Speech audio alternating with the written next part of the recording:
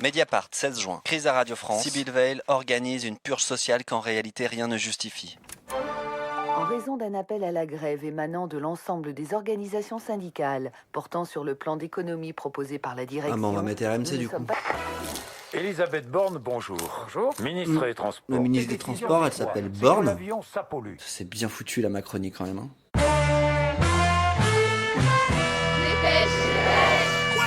Salut, c'est Livo et je découpe les journaux avec mon micro.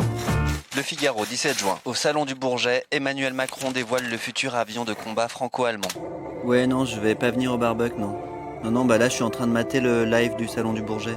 La Voix du Nord, 7 juin. Crise climatique, la fin de la civilisation humaine estimée à 2050 selon des chercheurs australiens. Là, il y a des mannequins qui sont en train d'enlever une bâche sur un avion de guerre. Si, je vais bien, je t'assure. Vous aimez les avions, vous ? Ouais. Ça va, j'aime bien, pourquoi ? Oui, je m'y connais pas trop, mais oui. C'est le moyen de transport le plus sûr, déjà, l'avion. Le Progrès, 23 avril. Les 10 plus beaux aéroports vus du ciel. Moi, j'avais celui de Bron, parce que mon papa, il m'emmenait pique-niquer à l'époque où il y avait des champs de blé. Il n'y avait pas encore Vénissieux, ni la Cité des Minguettes. Et on voyait des démonstrations de voltige. J'adorais ça. À l'aéroport de Saint-Martin, des gros porteurs donnent quasiment l'impression de toucher la tête des baigneurs. C'est quoi votre aéroport préféré ? Charles de Gaulle ? El Prat de Barcelone. Mon préféré, c'est celui de Bangkok. Là, je l'aime bien, je le trouve, il est grand, il est joli. Je suis de Singapour, mais c'est loin. Celui de Lyon, il est bien, je trouve. Le nouveau terminal est beau. Et en fait, il est en forme d'oiseau, rapport à l'envol. Moi aussi, j'ai toujours aimé les grandes étendues de parking. Ces énormes surfaces bétonnées à la périphérie des villes. Toutes ces enfilades d'escalators et de tapis roulants, c'est magnifique. C'était la nuit, mais il me semblait que je trouvais ça beau aussi, les grandes vitres. Et puis les barbelés des centres de rétention, c'est magique. Alternative Éco, 3 juin. L'avion est un sport de riches. En 2006, seuls 5% des habitants de la planète avaient déjà pris l'avion. Il y a le côté rêve qui fait qu'on a 500 générations derrière nous qui ont rêvé de prendre l'avion. Pour contrer l'aérobashing qui sévit actuellement dans les médias, j'ai appelé Xavier Titelman, L'utilisation serait pas ce qu'elle est aujourd'hui s'il n'y avait pas eu l'aviation. consultant aéronautique. Est-ce que vous avez un aéroport préféré ? Et fan d'aviation. Le terminal 2E de Charles de Gaulle, on rentre, on se sent encore à Paris parce qu'on est encore dans cette ambiance Galerie Lafayette. On arrive, c'est lumineux, c'est moderne, on sent vraiment qu'ils ont fait des efforts pour être éco-responsables. Est-ce que ça vous arrive d'employer l'expression « beau comme un aéroport » ? Je ne l'ai jamais utilisé, mais c'est vrai que c'est des bâtiments qui sont exceptionnels et qui sont beaux et à tous les points de vue. Ouais.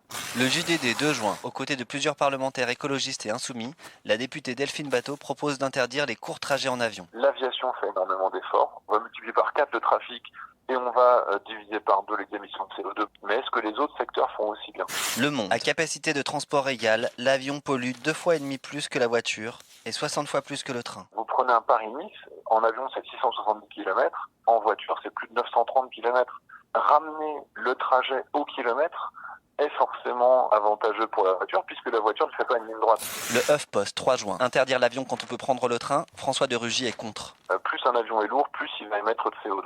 Si chaque passager s'allégeait de 100 grammes avant de prendre l'avion, c'est-à-dire s'il allait aux toilettes, l'ensemble de l'aviation mondiale émettrait 150 000 tonnes de CO2 en moins par an.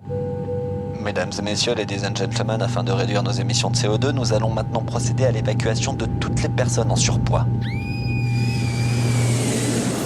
Le Monde diplomatique, juin 2019. Aéroport de Paris est actuellement une machine à cash qui a rapporté à elle seule 173 millions d'euros de dividendes à la collectivité l'an dernier. Non, j'aime pas les aéroports. Autant d'argent perdu pour les contribuables en cas de privatisation. Pour autant, est-ce que ça veut dire qu'il faut tout niquer à la hache du grand capital ? Non, je crois pas. Le Parisien, 13 juin. Quelques 250 députés et sénateurs avaient enclenché début avril la procédure de RIP, référendum d'initiative partagée, pour s'opposer à la privatisation d'Aéroports de Paris. Ils doivent maintenant recueillir en 9 mois l'approbation de 4,7 millions de personnes. Date de délivrance. Bon alors moi d'habitude je signe jamais les pétitions parce que je trouve que ça sert à rien. Et du coup je fais rien, c'est plus simple. La proposition de loi visant à affirmer le caractère. Mais là si on est nombreux à signer, des aérodromes de Paris. On pourra peut-être avoir le droit d'éventuellement donner son avis. Les aérodromes ou les aéroports Du coup je l'ai fait. Vous trouverez ci-dessus le numéro de. Et puis surtout c'est tellement beau les aéroports, ça serait dommage que ça reste pas public. Il sera nécessaire pour consulter l'état de votre soutien. L'état de mon soutien est... Sud-Ouest, 13 juin. Référendum aéroport de Paris. Gros bug sur le site. L'opposition crie au scandale. Vous pouvez procéder personnellement à cette vérification en consultant la liste publique des soutiens. Ah ouais, c'est public, je savais pas ça. Si tu bosses à Vinci, qui est candidat par exemple pour reprendre les aéroports de Paris, et que tu as signé la pétition contre, ton patron il peut vérifier que que tu as agi contre l'entreprise. C'est chaud. Les Échos. Les autres participations inscrites dans la loi PAC. L'État va continuer à diminuer sa participation dans Engie et la Française des Jeux sera désormais majoritairement détenue par des capitaux privés. Mathieu qui est en train de gratter là. Petit jeu de la Française des Jeux. Pour l'instant, c'est pas terrible. Non, vous savez, en fait, le jeu, c'est tout ou rien. Vous voyez, vous allez prendre 50 tickets, vous n'allez rien gagner, vous allez en prendre un, vous allez gagner. Vous arrivez de prendre 50 tickets ? Non, mais une dizaine de tickets, oui, je veux dire. Le Monde. En 2018, la FDJ a dégagé un résultat net de 170 millions d'euros. J'ai 800 € de retraite. Ah, 800 €, c'est pas beaucoup. Hein. Voilà, ben vous comprenez. Alors des fois, avec le jeu, ça peut améliorer. Ouais, mais ça peut aussi détériorer. Ouais. Oui, non, mais ça fait rien. Bon, moi, je tente le coup, je suis un peu casse-cou, oui, je veux dire. La Tribune. Les jeux sont conçus pour enrichir l'opérateur et non le joueur. Parce que l'histoire, en fait... Les joueurs les plus assidus sont aussi les plus fragiles économiquement. Quand ils montrent un pauvre, alors on voit toujours un mec avec une barbe de 15 jours, le litron dans la poche et tout, mais il y a des pauvres qui sont cultivés, il ne faut pas l'oublier. Hein. Alors, c'est François Sagan qui a écrit Bonjour Tristesse.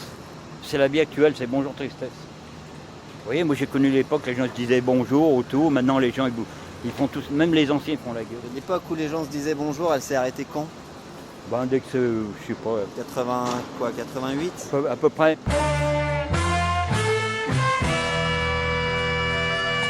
Ladies and gentlemen, votre vol dépêche Airline numéro 39 arrive à destination. Merci de revenir poliment la semaine prochaine pour un dernier voyage avant l'été. Moi je suis plutôt un intello, c'est-à-dire je lis beaucoup, j'aime bien les mots croisés, j'aime bien les jeux de mots. Par exemple, quand les gens me disent c'est aléatoire, alors je leur dis aléatoire, c'est pas la porte à côté. J'ai pas compris. Aléatoire, hein. Il y a un coin qui s'appelle Toire. Alors aléatoire, voilà. Bon, il y a une politique qui s'appelle l'oiseau. C'est pas étonnant qu'elle ait des prises de bec. Ben, je suis un intello, je vous le dis. Moi.